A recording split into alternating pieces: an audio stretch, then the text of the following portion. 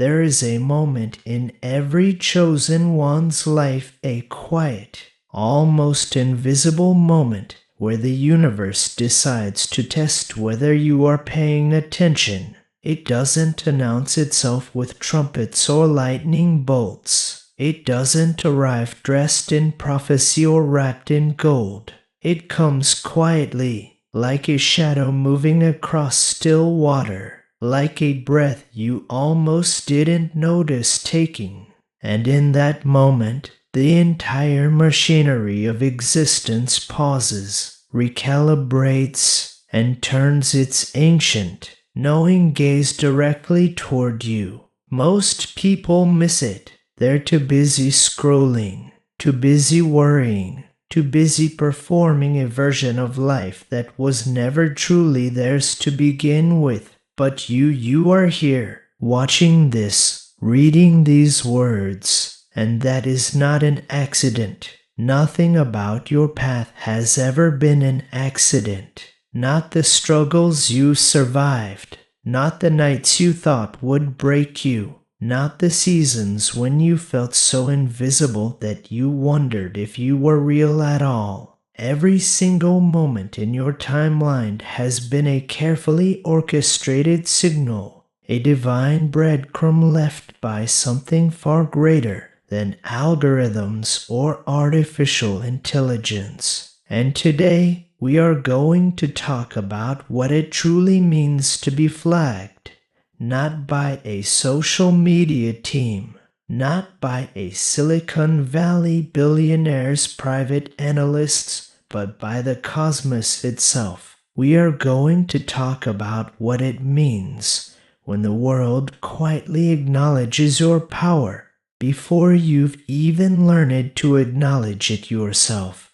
Let's begin with something that will shift your entire framework of reality. In 2019, something happened in the invisible corridors of one of the most powerful companies on Earth. Meta's internal teams, the people whose entire job is to analyze patterns, detect anomalies, and identify accounts that seemed to defy the algorithmic norm, quietly flagged certain profiles, not for wrongdoing, not for violations, but because something about those profiles didn't compute. The engagement was too organic. The magnetism was too real. The community that formed around these individuals seemed to operate by rules that no software could fully explain. These were people who, without paid promotions, without blue check marks, without corporate backing,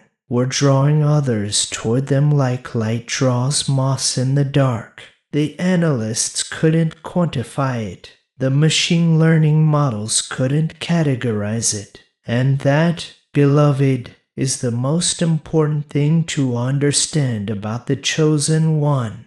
You don't fit the existing categories. You were never supposed to. Every system that has ever tried to label you, limit you, reduce you to a metric or a statistic or a demographic, every one of those systems was operating from a framework that was simply not built to contain what you carry. And that is not a flaw in you. That is the most profound evidence of your destiny. Think about what it means to be flagged by a system that cannot explain you. In the spiritual vocabulary of every ancient tradition, from the Vedic seers of India to the Sufi mystics of Persia, from the shamanic lineages of the Americas to the hermetic schools of ancient Egypt, there has always been a concept of the individual who exists outside the ordinary ledger of human experience. They called them by different names: the illuminated ones, the awakened souls, the ones who carry the double flame, the bridge walkers, those who move between the visible and invisible worlds, with a fluency that most people never develop. These were individuals who seemed to live in the same physical reality as everyone else, yet operated from a completely different internal reality. They were misunderstood in their time. They were isolated. They were often flagged by the church, by the state, by the tribe, by the family as different, as strange, as somehow dangerous to the established order. Not because they were harmful, but because they were free. True freedom is always threatening to systems built on compliance. And if you have felt flagged, watched, subtly isolated, or quietly excluded from circles that couldn't accommodate the magnitude of what you carry, welcome. You are in extraordinary company. You are standing in the lineage of every great soul who ever walked this earth and dared to remain unapologetically themselves.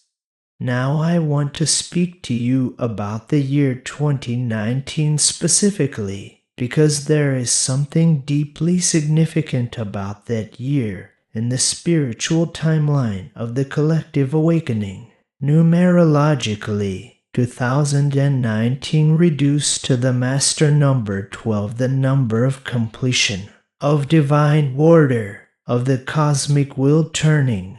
Astrologers noted significant Pluto-Saturn conjunctions building toward 2020, creating what many called the Great Pressure, a time when everything false would begin to crack, and everything true would be forced to emerge from beneath the surface. If your profile was flagged in 2019, if something about your energy was noticed, if the universe began to mark the coordinates of your awakening, it was because you were part of the vanguard. You were part of the souls who began their vibrational shift before the world demanded it. You were the canary in the coal mine, the lighthouse in the pre-storm darkness. The year 2019 was the last quiet year before everything changed, and the chosen ones were already moving, already vibrating at a different frequency, already preparing, even if they didn't yet know what they were preparing for. But let us go deeper than algorithms and timelines. Let us go into the place where no analyst's report can reach. Let us go into the territory of your soul's original contract. Before you were born into this body, before you chose this name and this face and this particular set of circumstances, there was a moment of radical choice. In many spiritual traditions, in Plato's myth of in the Tibetan Buddhist teachings of the Bardo, in the Kabbalistic concept of the Neshama, there is an understanding that souls choose their incarnation, not randomly, not accidentally, but with full awareness of the mission, the challenges, the gifts, and the work that would be required. You chose to come here during this particular moment in history, the most volatile, the most consequential, the most rapidly transforming period in human civilization, because you knew you had something essential to contribute. You chose the family that would shape your wounds, because your wounds would become your wisdom. You chose the rejections, the losses, the seasons of invisibility, because those were the very conditions that would forge the instrument you were meant to become. You did not come here to have an easy life. You came here to have a meaningful one. And there is a difference so vast between those two things that most people never fully grasp it until they are standing at the crossroads of their own becoming. The chosen one is not chosen because they are perfect. This is the greatest misunderstanding, the mythology that keeps people from recognizing themselves in this story. The chosen are not the ones who never fell. They are the ones who fell, and fell hard, and lay face down in the rubble of their own demolished expectations, and then, somehow, impossibly, got back up. Think of every figure across history and mythology who carried the mantle of the Anointed One. Moses was a murderer before he was a liberator. Paul of Tarsus persecuted the very movement he would eventually die for. Arjuna trembled on the battlefield of Kurukshetra, paralyzed by doubt, before Krishna's words awakened the warrior within him. The Buddha abandoned his family before he found enlightenment. Joseph was sold into slavery by his own brothers before he Saturday at the right hand of Pharaoh. The pattern is always the same.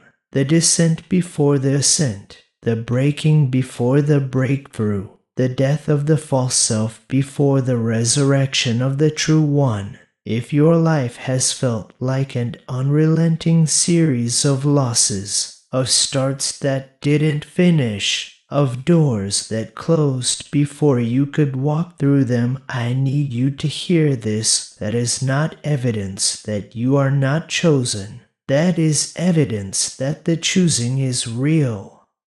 Let's talk about the silence that chosen ones often carry. There is a peculiar loneliness that comes with being someone whose inner world is vastly richer, deeper, and more complex than the conversations happening around them. You have Saturday in rooms full of people and felt completely alone, not because you are antisocial or broken, but because the frequency you operate on requires a particular kind of resonance to feel truly met. You have had thoughts that you didn't share because you knew, instinctively, that the people around you weren't ready for them. You have swallowed insights that could have changed the trajectory of entire conversations. Because the social context demanded a smaller version of you, you have played down your knowing, dimmed your light, softened your certainty not out of weakness, but out of a kind of spiritual consideration for those who weren't yet walking where you were walking. This is one of the hallmarks of the chosen one that is almost never discussed: the profound self-restraint, the ability to hold an enormous amount of power in absolute stillness, the capacity to know things without performing the knowing, the quiet accumulation of wisdom that waits patiently for the moment it is truly needed. That moment is approaching. In fact, for many of you watching this right now, that moment has already arrived.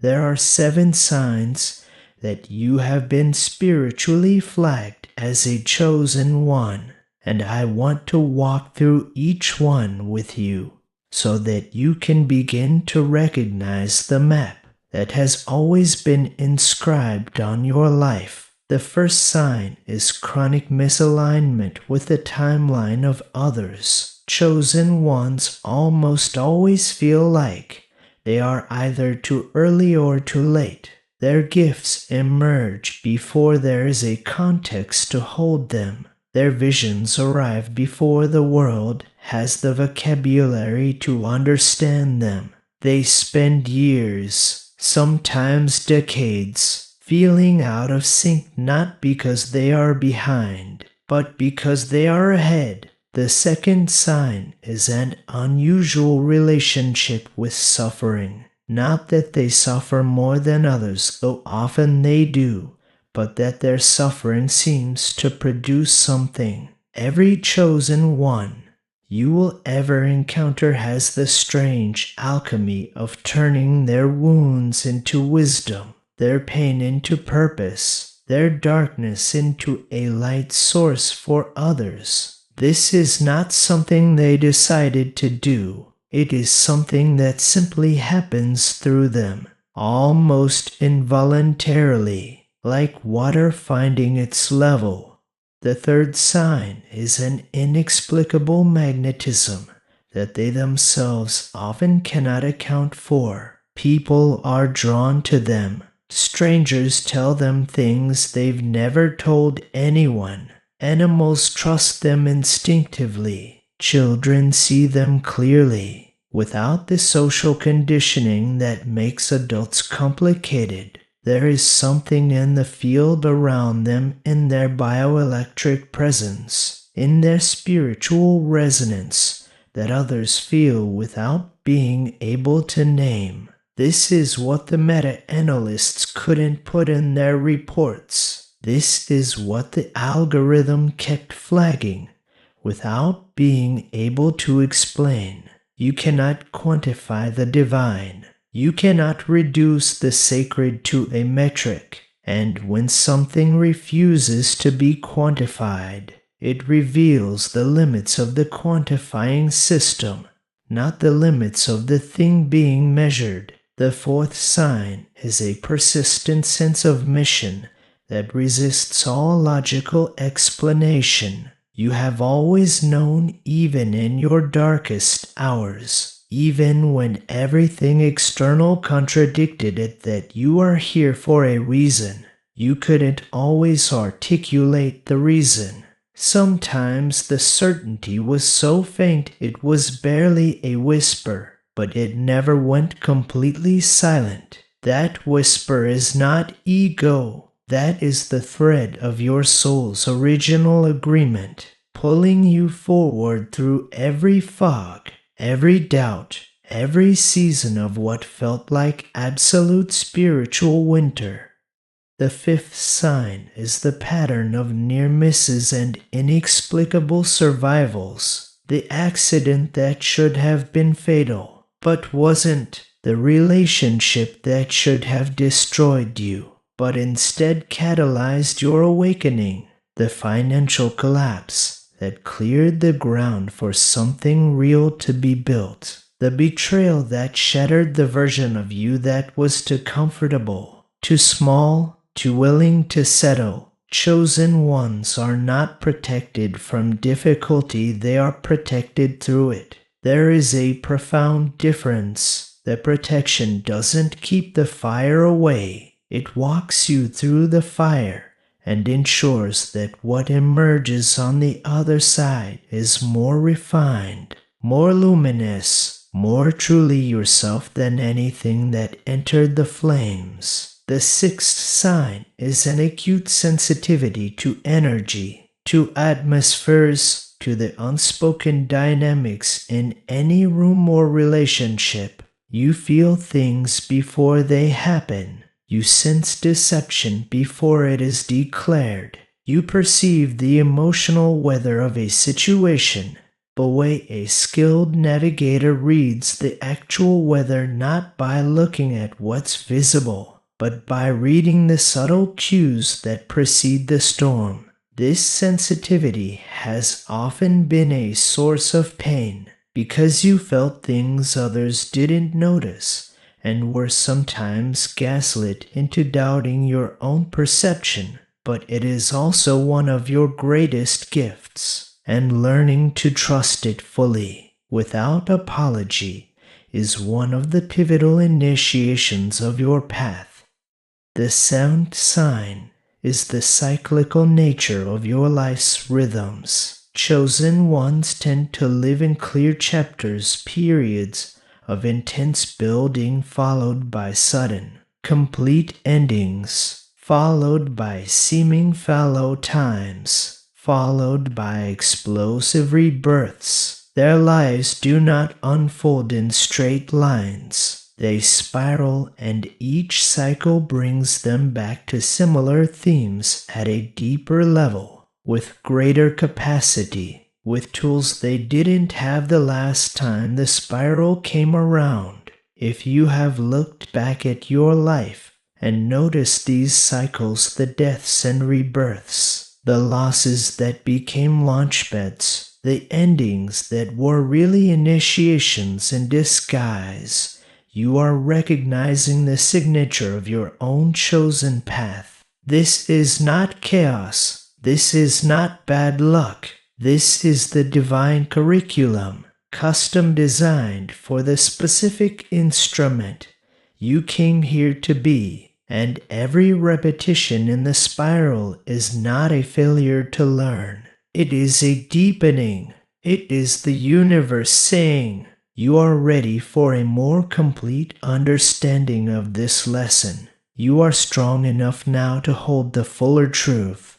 Now I want to address something that many of you have felt but perhaps never had language for. There is a particular form of spiritual warfare that targets chosen ones, and I use the word warfare not to alarm you, but to honor the reality of what you have navigated. When a soul carries significant potential for positive impact in the world, there are forces both within the psyche and within the collective that move to prevent that impact from being realized. These forces do not always look like enemies. Sometimes they look like opportunities that lead nowhere. Sometimes they look like relationships that begin with tremendous promise and end in extraction, taking your energy, your time, your resources, and giving you suffering in return. Sometimes they look like your own inner voice, the one that sounds rational and reasonable and protective, telling you to stay small, to wait, to not yet, to be more realistic, to consider what people will think. The most sophisticated spiritual warfare is the kind that uses your own psychology against you. The internalized voices of every person who ever doubted you, every system that ever failed to see you, every moment when the world reflected your smallness back at you, these become the foot soldiers of your own limitation, and recognizing them as external implants, as programs that were loaded into you by a world that was not built to honor what you carry. That recognition is the beginning of your liberation.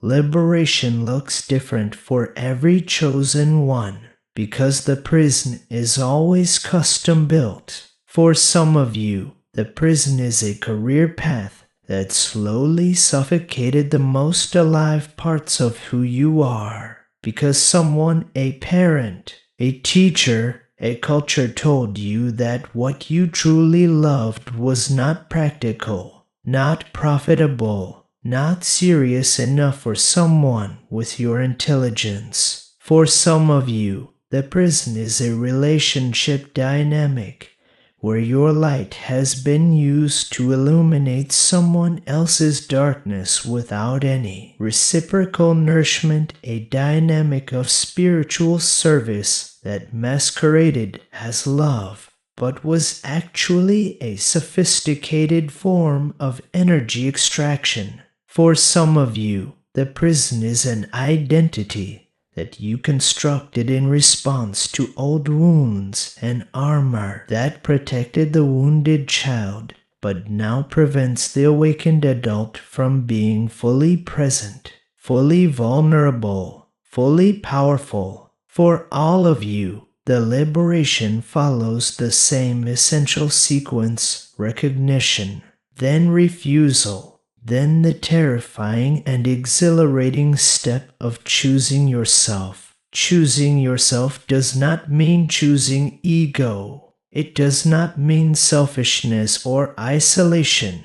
It means choosing alignment, choosing the version of your life that honors the fullness of what you carry, rather than the version that manages the anxiety of those around you. Let us speak now about the relationship between the chosen one and the concept of visibility, because this is where the title of this video becomes most spiritually relevant. To be flagged in any system by any intelligence, whether artificial or human, is to be seen, and the deepest wound of most chosen ones is the wound of not being seen, of carrying an extraordinary interior world in a body that moves through a world which kept returning its gaze to something else. The child who was told they thought too much, the teenager whose creativity was corrected into compliance, the adult who learned to translate their insights into the acceptable language of whatever room they were in, losing something essential in every translation, being flagged by a system, even a corporate one, even one that doesn't understand. What it's detecting carries a profound symbolic resonance for those of us who understand the language of signs and synchronicity. It is the universe using the instruments available to it to send a message that the metaphysical has been delivering for years. You are not invisible. You have never been invisible. The invisibility has been a story, a painful, convincing, sometimes generationally reinforced story, but a story nonetheless. And the storyteller, in this case, is not God. The storyteller is fear.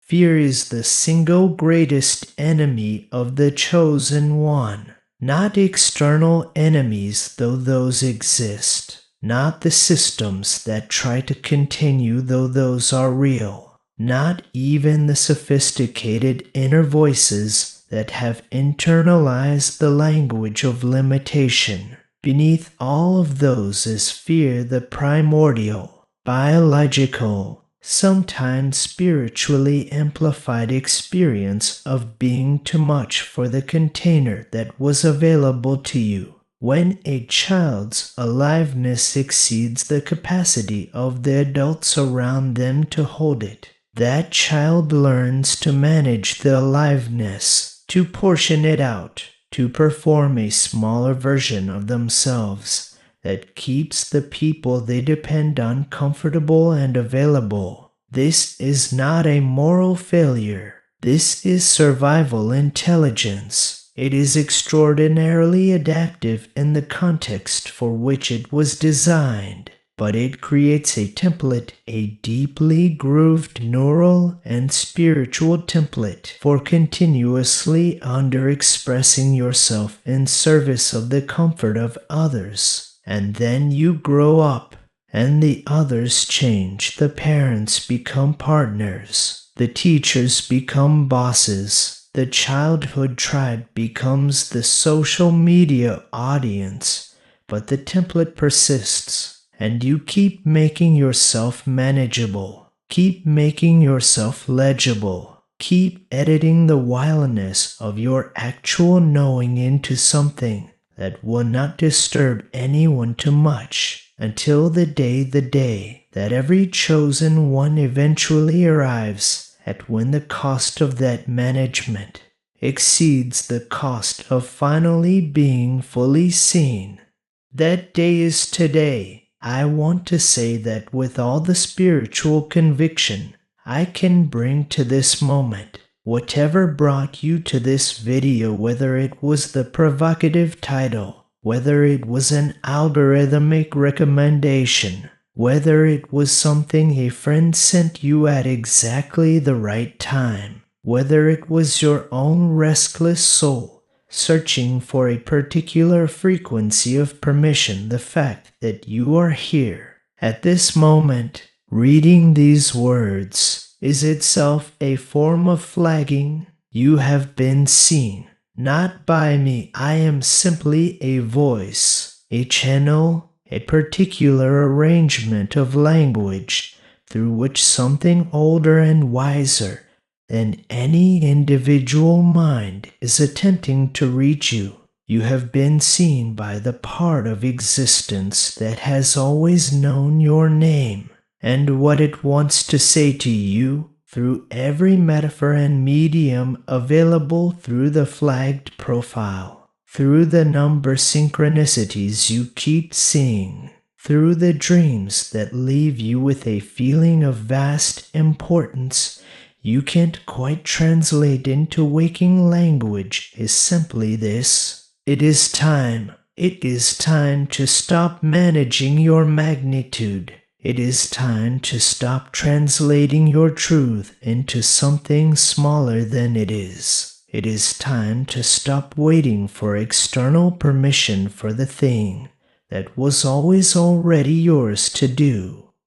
The chosen one does not wait to be discovered. This is another mythology that keeps people frouncing. The idea that somewhere out there, the right person will recognize your talent. The right platform will give you your stage. The right moment will finally announce that it's safe to step forward. But discovery is not something that happens to chosen ones. Discovery is something they do to themselves first, and then, as a natural consequence of that self-recognition, to the world, the recognition you have been waiting for from the external world is a mirroring of a recognition that must first happen within you, not arrogance, not self-aggrandizement, not the ego's inflated performance of importance, but the quiet, grounded, utterly stable knowing that says, what I carry matters. What I have been through has produced something valuable. What I see and feel and understand and can transmit, this is not nothing. This is not less than. This is the specific and irreplaceable contribution that only this particular life, this particular journey, this particular assemblage of wounds and wisdom and wonder could have produced.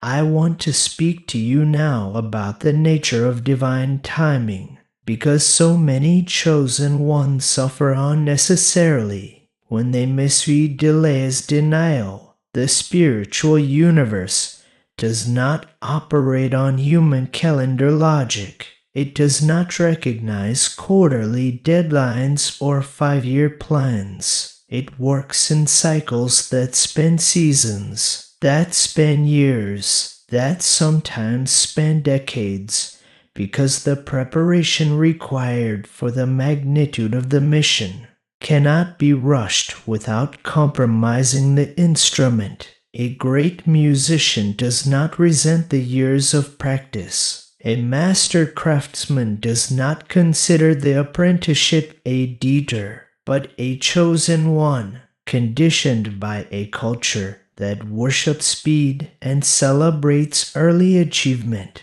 often experiences the necessary long preparation as evidence of failure, as proof that they were wrong about themselves, wrong about their gifts, wrong about the calling they felt so clearly in their most alive moments. You were not wrong. You are not behind. You are not too late. Every year that has passed in what felt like a desert of unrecognized potential was actually a year of root growth, the invisible, underground expansion of the system that will eventually support the magnitude of what is about to emerge. Trees that survive hurricanes are not taller than other trees. They are deeper, and depth cannot be rushed. Depth is the gift of the long preparation. In 2019, something began in the digital ether that most people were not conscious of. A new kind of awareness was beginning to crystallize in certain individuals, an awareness that the dominant systems of the world, including the social media systems, through which so much of modern identity is constructed and performed, were built on a set of assumptions that were fundamentally incomplete, that the metrics used to measure value followers, engagement rates, algorithmic reach were measuring something real, but not the most important thing, that there was a quality of presence, of transmission, of genuine spiritual authority that moved through these platforms but was not created by them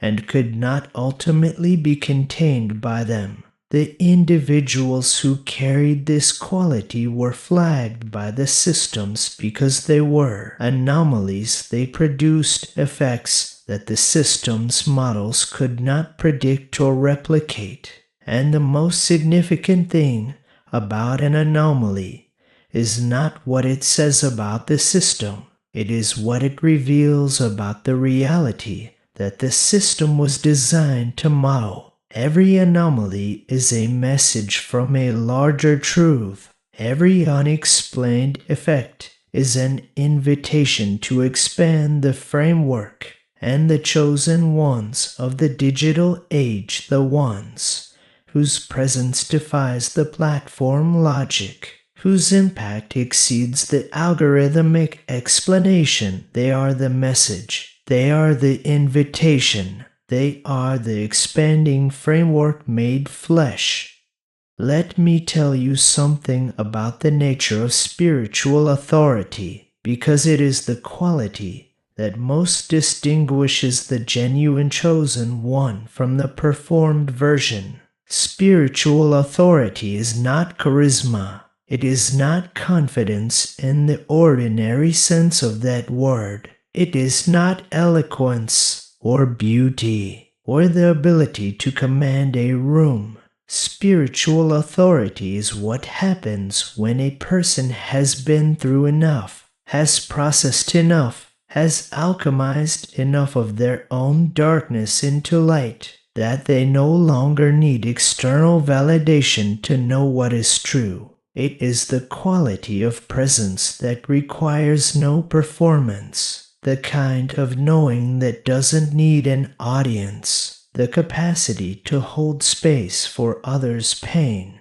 without being destroyed by it, to see through the surface of situations to the essence beneath, to remain centered in storms that would scatter less rooted souls to the four winds. This quality cannot be manufactured. It cannot be purchased with a course or conferred by a certification. It is earned slowly, sometimes agonizingly, through the willingness to keep showing up to your own becoming, even when the process is ugly, even when it offers no visible rewards. Even when the entire external world is providing evidence that you are wrong about who you are and what you're here for.